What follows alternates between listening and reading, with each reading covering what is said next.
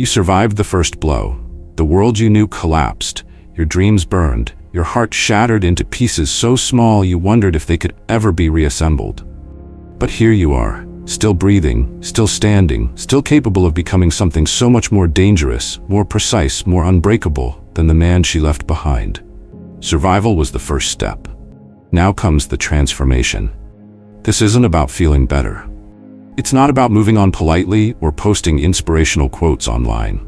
It's about tearing yourself apart, removing every weak part of your old self with surgical precision, and rebuilding a man so solid that no betrayal, no abandonment, no twist of fate will ever stagger him again.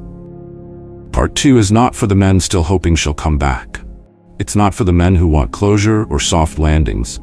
It's for the men who are ready to kill the old self, bury the excuses, and forge a new existence out of pure, ruthless willpower. In the chapters ahead, we are going to dive into the true battlefield, your habits, your identity, your mission. We are going to dismantle the illusions that made you vulnerable and build in their place a system so hardened that not even love, loss, failure, or loneliness can shake it again. You will learn how to weaponize your pain, not worship it. How to rebuild trust, not with others first, but with yourself. How to move from survival into domination. No pity. No self-congratulation, only progress measured in scars and victories. Before we begin, act with intention. Subscribe to Victory Stoic now if you are ready to commit fully to the road ahead. Like this video to mark your decision. You are not here to be comforted, you are here to be reforged. Share it with someone who needs to stop blaming others and start building themselves. And in the comments, plant your flag. Type, "Built from ashes, rising for war." Or share your own vow to yourself, raw and real. This is not a conversation. This is a campaign. Part 1 was survival. Part 2 is resurrection. Let's get to work. Number 6. Realize. No one owes you eternal love. Once upon a time, the gods were crueler, or perhaps they were simply more honest. They did not promise men eternal love, endless loyalty, or guarantees of happy endings. Instead, they taught through brutal myths that everything beautiful was destined to slip away. Heroes, loved and lost. Kings built empires that crumbled into dust. Lovers swore undying devotion and still walked away when the stars shifted. There's a story from the old myths, older even than Homer, about a man named Endymion. Endymion was a mortal so beautiful that even the moon, the eternal goddess Selene, fell in love with him. She visited him every night, kissed his sleeping face, whispered her eternal promises. But love, even divine love, could not resist time. Eventually, even Selene grew restless, her silver eyes turning toward new horizons. She left him sleeping alone under the vast, indifferent stars. The lesson was clear to those ancient listeners. Even the gods leave. You must understand this. No one owes you eternal love. Not the woman you gave your best years to. Not the person you sacrificed for. Not the one who once looked into your eyes and swore forever. Forever was a fairy tale written by poets and dreamers terrified of the raw, shifting nature of existence. The truth the Stoics grasped with both hands and looked in the eye without flinching, is that nothing is ours to keep. Not wealth, not youth, not health, not even the heart of another. Epictetus, standing under the same stars that watched Selene abandon Endymion, taught, "Never say about anything, 'I have lost it,' but only, 'I have given it back.'" Love is a gift you receive for a season, not a possession you can lock away. And when it leaves, it does not rob you, it merely returns to the river it always belonged to. When she chose another man, when she turned her back on everything you built together, it wasn't a theft. It wasn't a cosmic betrayal. It was simply the nature of life expressing itself in one of its harshest, purest forms, impermanence. Think about it. Even your own body, the vessel you live in every second, is slipping away moment by moment. Cells die and are replaced. Strength peaks and fades. Hair grays. Skin sags. If you cannot even cling to the temple you inhabit, how much less can you cling to the shifting, wild heart of another human being? Here's the ugly freedom hiding beneath the grief. If nothing is promised, then nothing can truly be stolen. If no one owes you love, then you are not a victim when it ends. You are a traveler who was allowed, for a brief and shining time, to walk beside someone else's path. Their choice to diverge does not erase the journey you shared. It does not diminish your worth. It does not define your destiny. The real tragedy isn't that love ends. The real tragedy is refusing to accept that it could, and clinging to a dead future like a ghost rattling chains through the ruins of a burned house. In psychology, this clinging is called complicated grief. It happens when someone cannot accept loss, cannot adapt, and instead circles endlessly around what could have been. They become prisoners of a future that was never truly promised to them. They suffer not because of what they lost, but because they refuse to let go. But you, if you are brave enough, can choose another path. You can look at the ashes of what you thought you had and say, "Thank you for the season we walked together. Thank you for the lessons, even those written in blood. And now, I return you to the world you came from, as I must return everything eventually." You can grieve without resentment. You can honor what was without demanding it must have been forever. You can close the chapter, not because you are unfeeling, but because you are too alive to stay trapped inside a dying story. Marcus Aurelius, fighting wars at the edges of a collapsing empire, wrote, "Receive without pride. Let go without attachment." He understood what few men today are willing to accept. Possession is an illusion. Security is a dream. Control is a myth. The only thing you truly own is your own soul, and even that must be fought for daily.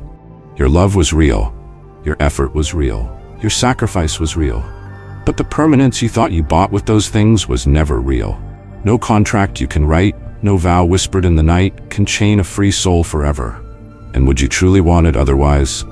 Would you want love that was coerced, love that stayed only out of guilt, habit, or obligation? No. A man of honor, a man of fire, demands something greater.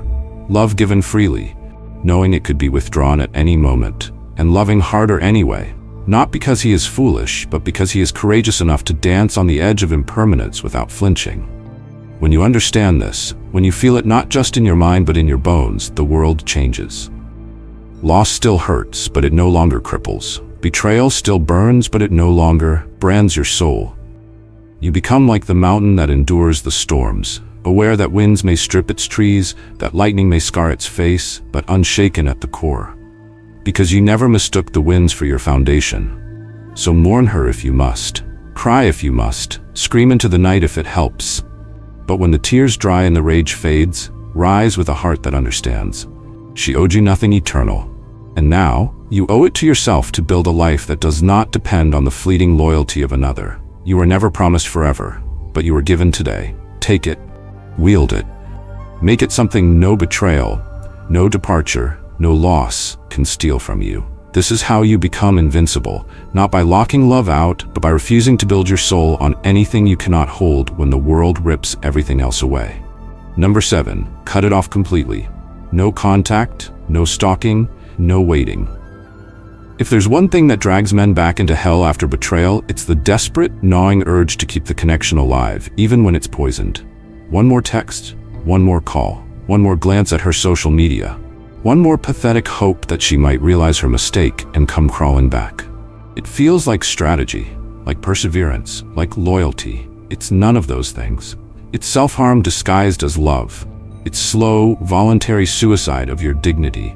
The brutal truth is this: you cannot heal in the same environment that made you sick. You cannot rebuild yourself while you are still inhaling the toxic fumes of a relationship that is dead. The moment she chose another man, the bridge between you and her was burned, whether you admit it or not. Every attempt to reach across that charred gap only deepens the wound. Every time you check her status, every time you reread old messages, every time you imagine what she might be doing, you are kneeling in the ashes of your own destruction, begging for a ghost to love you back. You must cut it off. Complete calls, no texts, no late-night accidental drive-bys, no silent stalking through Instagram stories, no mutual friends giving you updates you pretend you don't want but secretly devour. No exceptions, no negotiations, total blackout. Why? Because contact is the oxygen that keeps the fire of your pain burning. Every tiny piece of information, every little glimpse into her new life, reignites the storm inside you. It convinces your heart that this story isn't really over, that maybe if you just hold on a little longer, the ending will change. It won't. The Stoics understood this law of nature without needing smartphones or social media algorithms to prove it. Epictetus said, "When someone bathes hurriedly, Don't say he bathes badly, but say he bathes hurriedly. Do not judge events, understand them. Understand this: her leaving was an event. It happened. It is not your role to judge it, fix it, interpret it. It is your role to respond to it in a way that protects your soul. That means not feeding the wound. That means erecting a hard, merciless wall between your present and her absence. You must create what I call the dead zone, a sacred, inviolable space where no memory of her is allowed to intrude. You treat it like an ancient battlefield after the war is over. No civilians wander there, no soldiers camp there, no tourists gawk at the ruins. It is sealed off, silent, empty, not out of hatred but out of respect for what died. Why is this necessary? Because healing does not happen in noise. It happens in silence. It happens in emptiness. When a limb is broken, doctors immobilize it. When the soul is broken, you must immobilize the emotional bleeding. You must let the silence grow so thick that it forces you to confront yourself, not the illusion of who she was. In that silence, you will hear the ugly truths you tried to drown out with hope. You will see the cracks in the relationship you refused to admit were there. You will remember who you were before you wrapped your worth around someone else's acceptance. Jake, a 32-year-old EMT from Colorado, learned this the hard way. After his girlfriend left him for her coworker, he clung to contact. Texts, late-night phone calls, desperate lunches where she looked bored and he looked broken. Every interaction drove the knife deeper. It wasn't until his mentor sat him down and said, "You're not fighting for her anymore. You're fighting for the right to stay wounded," that Jake finally cut it all off. He blocked her number, deleted old pictures, and told mutual friends not to mention her name. The first few weeks were brutal, like detoxing from a drug, but slowly the fog lifted. His energy returned. His pride stitched itself back together. Cutting her off didn't just heal him, it resurrected him. You must be just as ruthless. Set the rules today, not tomorrow. If you stumble, restart immediately. One view of her story is one day lost in recovery. One text sent is a week of progress undone. One whispered prayer that she misses you is a hammer swung against your own rebuilding. Practical tip: make it harder to slip. Remove her from your phone, from your contacts, from every digital trace. Change your routines if needed. If you used to drive past her gym or her workplace, take another route. Don't test your willpower daily. Set up your life so that you don't have to resist the temptation every second. Discipline is good, but environment shapes behavior even more. Marcus Aurelius warned, "You have power over your mind, not outside events." Realize this, and you will find strength. You cannot control whether she thinks about you. You cannot control what she says about you. You cannot control who she is with tonight. You can only control whether you open the door to more suffering or bolt it shut with cold iron discipline. Let the dead zone be your sanctuary. Let silence do its savage, necessary work. No messages, no surveillance, no waiting for a sign. She made her choice. Now you make yours. You are not here to beg for love. You are not here to be a prisoner of someone else's decision. You are here to cut the cord, cauterize the wound, and step into a future where no one but you holds the keys. Burn the bridge, stand in the silence, watch yourself rise. This is the law. This is the way. Obey it or bleed for eternity. Number 8, face your emotions every day without running. Pain that is ignored doesn't disappear. It festers, rotting the foundations of your mind until everything you try to build collapses. Most men, when hit by betrayal, make the fatal mistake of trying to outrun the storm inside them. They drown it with distractions, silence it with substances, bury it under endless work or meaningless hookups. They tell themselves they are moving on while the infection spreads deeper every day. Stoicism teaches the opposite, not to deny emotions, but to master them through relentless confrontation. You cannot conquer what you refuse to name. Every day, without exception, you must sit with your emotions. You must face the ache, the rage, the hollow silence. You must allow yourself to feel it without editing, without judgment, without escape routes. Because until you fully face the beast, it owns you. The process is simple but merciless. First, journaling. Sit down, pen to paper, no distractions, and bleed out what is inside you. Not polished essays, not quotes stolen from internet gurus. Raw, ugly truth. What you feel, what you fear, what you hate, what you hope. Force the chaos out of your head and into the physical world, where you can look at it, hold it, study it. When thoughts stay swirling in your mind, they grow monstrous and invincible. When you trap them in ink and paper, you begin to shrink them back to size. Second, meditation.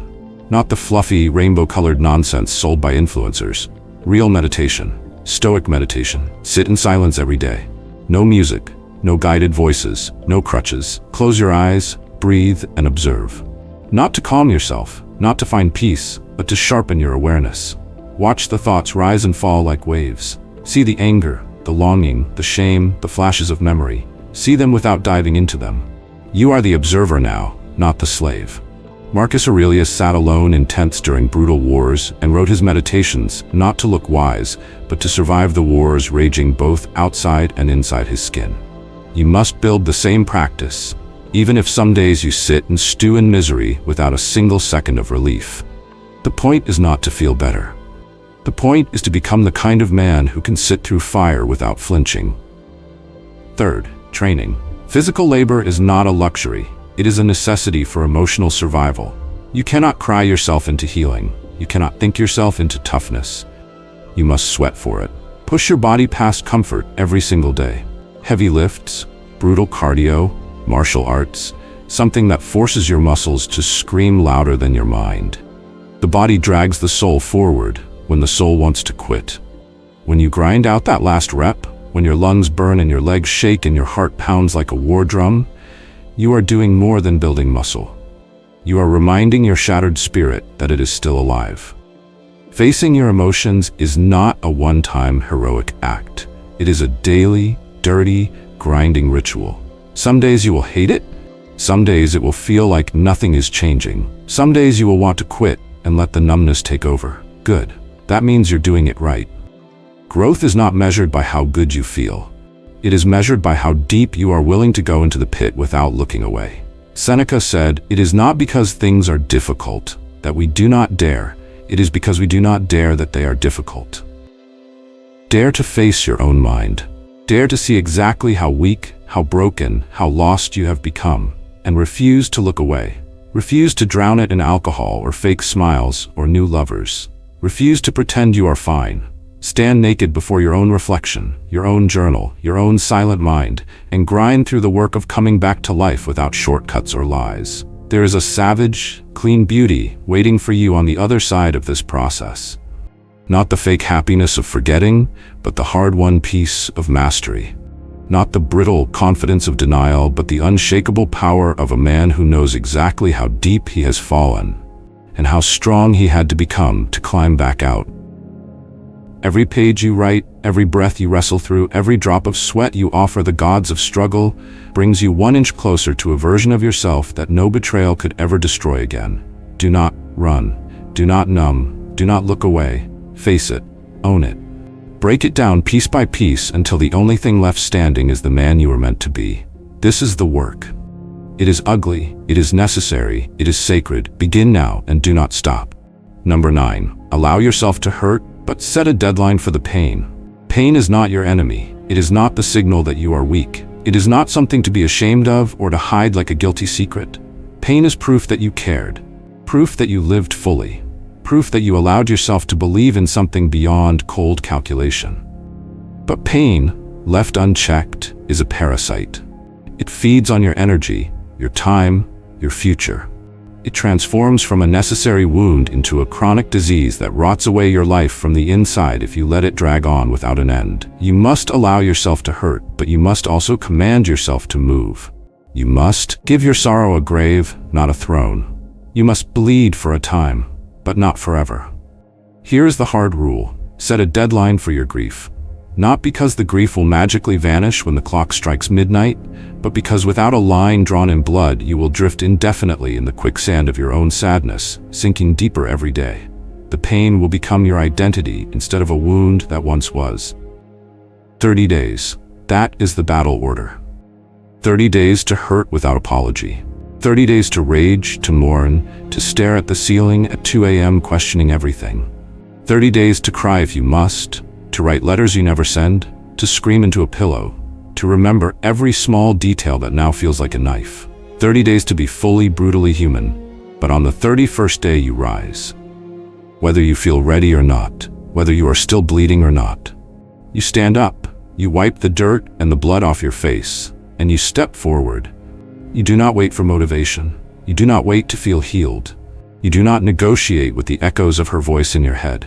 You obey the mission you gave yourself, to hurt like a warrior, and then to walk forward like one. This is not cruelty to yourself. It is the highest form of respect.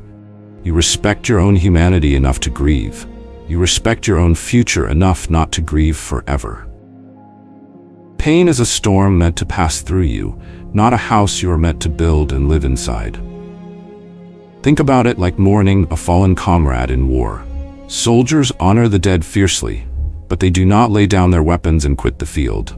They fight harder. They carry the memory into battle, but they keep moving toward the mission. Your mission is survival. Your mission is resurrection. Your mission is to become the man you owe it to yourself to be, not a man trapped in yesterday's losses. Practical application. Set the date in stone. Write it down.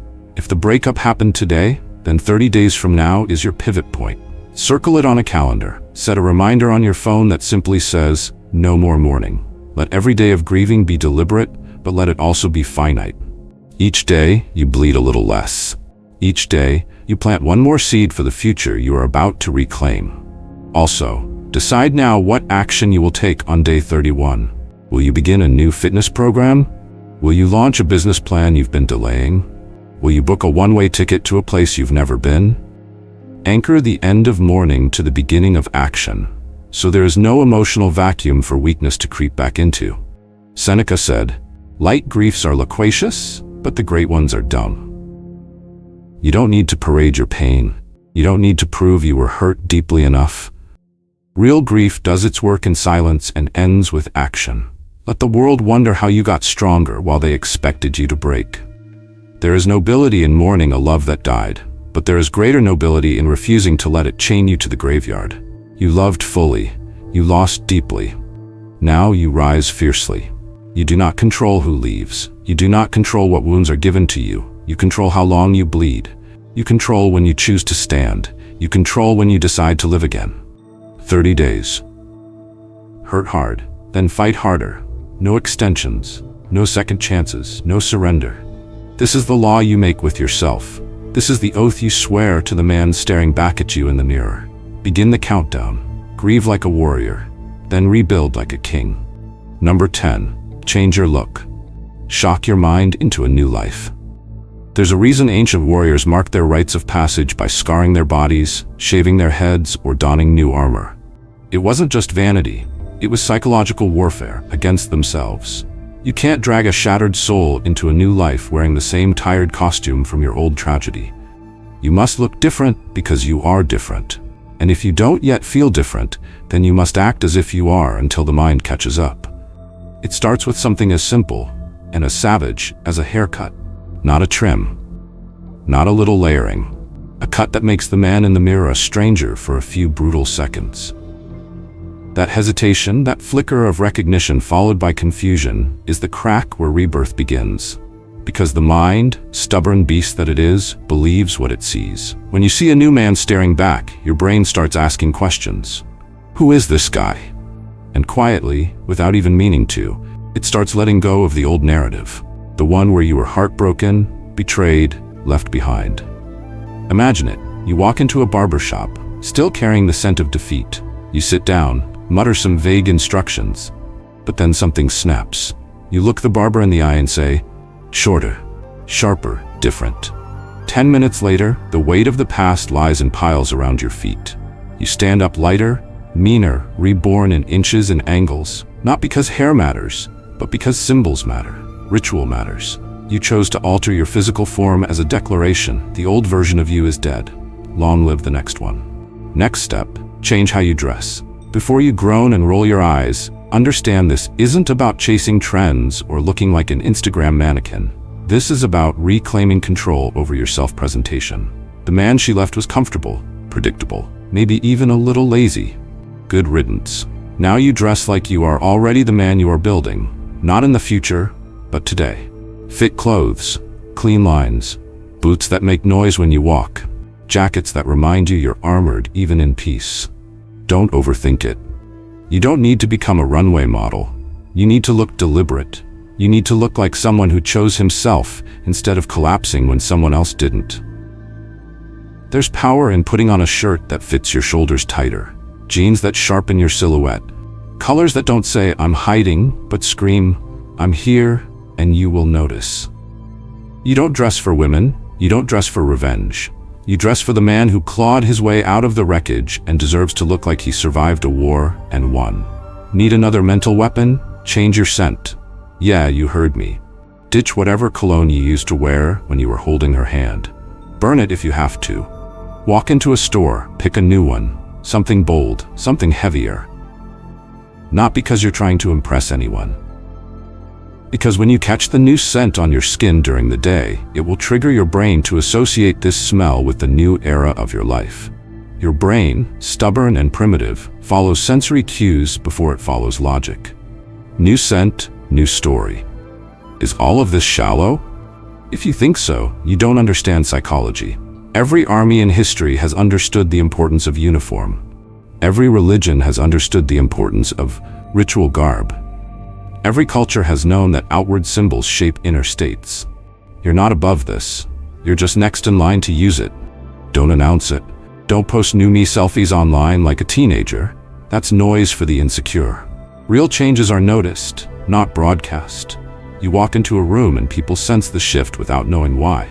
You walk past a mirror and the man looking back at you nods as if to say, "Finally, you look like someone worthy of the war you're about to win." And if part of you resists, whispers, "But isn't this fake? Shouldn't I fix my insides first?" Know this, sometimes the outside has to lead the inside. Sometimes you act first and feel later. You cut the hair, you change the clothes, you set the stage, you walk the walk long enough and the mind catches up, bewildered but compliant, because it would rather adapt than be left behind. One brutal tip before you go hacking off your locks or buying new jackets: make a clean cut. No half measures. No, just a little different. Big changes create big shocks. Big shocks force big growth. Get the haircut that feels too aggressive. Wear the jacket that feels slightly too bold. Push yourself into a visual territory where you can't easily slip back into the old identity. Safety is where your old life died. Danger is where your new life begins. You don't need permission. You don't need approval. You don't need a Pinterest board or a shopping assistant. You need one savage decision. I do not look like the man who got left behind. I look like the man who is just getting started. Walk into the world unrecognizable.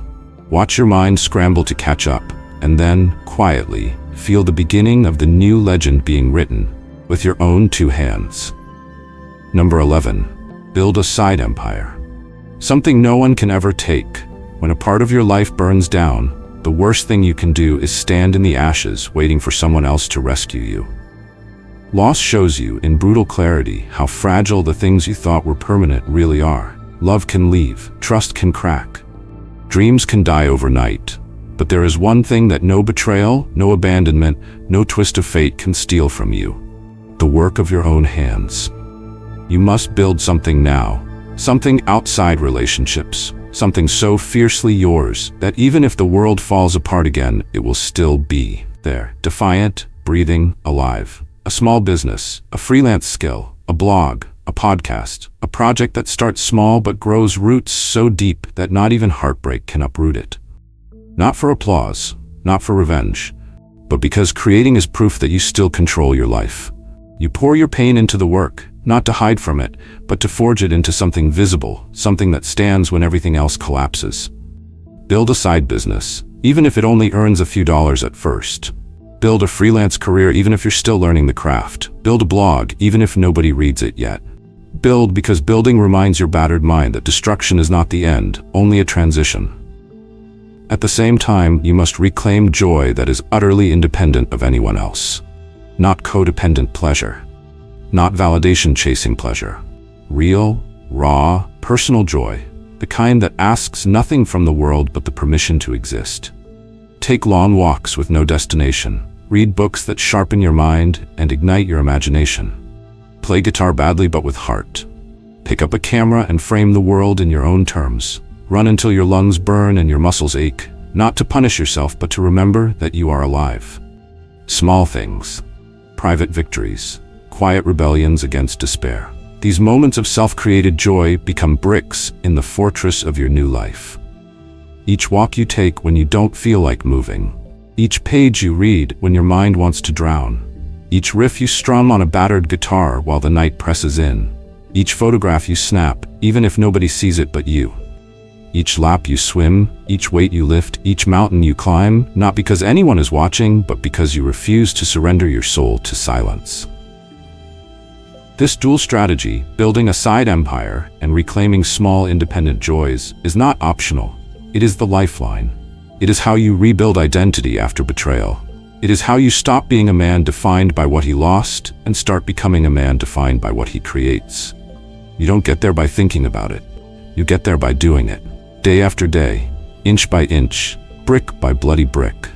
There will be days when you feel ridiculous, when you wonder why you are working so hard on a blog nobody reads, or strumming a guitar in a room nobody enters. Those days matter the most, because you are not building for recognition. You are building for resurrection. Marcus Aurelius wrote, "Waste no more time arguing about what a good man should be. Be one. Waste no more time mourning what left. Build what cannot be taken. Find joy that cannot be negotiated away. Hammer every day, even if nobody claps. Smile every day, even if nobody notices. You are no longer asking the world for permission to matter. You are declaring it by the work of your own two hands. Build, create, walk, strum, snap, run, rise. And when they look at you years from now and wonder how you became unbreakable, you will smile knowing it was not a single moment of glory, but 1,000 small battles, fought and won alone, that made you unstoppable." Number 12, forgive in your mind to free yourself. Forgiveness isn't about them. It never was. It's not about excusing betrayal, pretending it didn't matter, or welcoming someone back who abandoned you when you needed them most. Forgiveness is an act of pure survival, for yourself, not for the one who hurt you. You do not forgive her because she deserves it. You forgive because carrying the weight of bitterness ties you to the past like a corpse chained to your back.